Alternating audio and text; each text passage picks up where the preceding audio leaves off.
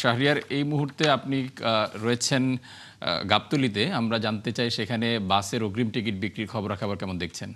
ধন্যবাদ ফারুক। আপনি যেমনটি বলছিলেন যে দ্বিতীয় দিনের মতো আনুষ্ঠানিকভাবে কিন্তু আজকে বাসের টিকিট বিক্রি শুরু হয়েছে। আমরা সকাল থেকে এই গাবতলী বাস স্ট্যান্ডে আছি এবং দেখতে পাচ্ছি যে সকাল থেকে যাত্রীরা এখানে আসছে। তবে প্রতি বছরে যেমন আসলে যাত্রীদের যেমন ভিড় থাকে সে তুলনায় কিন্তু এবছর যাত্রীদের ভিড় কিছুটা কম। তবে বেলা বাড়ার সঙ্গে সঙ্গে আমরা সকালে দেখেছি যে যাত্রীদের সংখ্যা বেশ ছিল, তবে বেলা বাড়ার সঙ্গে সঙ্গে অনেকটা যাত্রীর সংখ্যা কমে গেছে এবং আমরা অনেক যাত্রীদের সঙ্গে কথা বলেছি। তারা কিন্তু নানা অভিযোগ কিন্তু বরাবরের মতো গতকালকেও আমরা দেখেছি তাদের কাছে নানা ধরনের অভিযোগ ছিল, আজকেও কিন্তু নানা অভিযোগ তারা করেছে।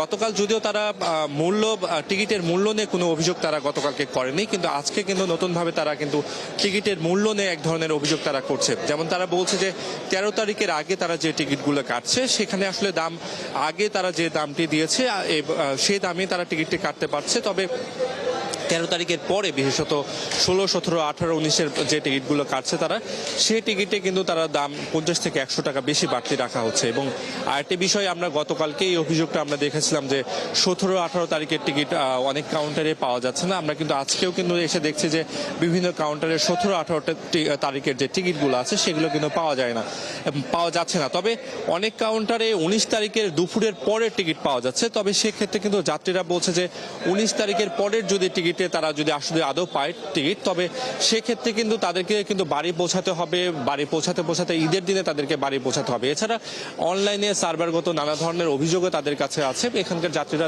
যেমনটি বলছে যে এই ধরনের যে সমস্যাগুলো আছে তারা আসলে প্রশাসনের কাছে আসলে তারা দৃষ্টি আকর্ষণ করতে চায় যে এই ধরনের সমস্যা যেন তাদের দ্রুত সমাধান হয়। এই ছিল গাবতলী বাস স্ট্যান্ড থেকে আমার কাছে সর্বশেষ। ফারুক। শাহরিয়ার, আপনাকে অসংখ্য ধন্যবাদ।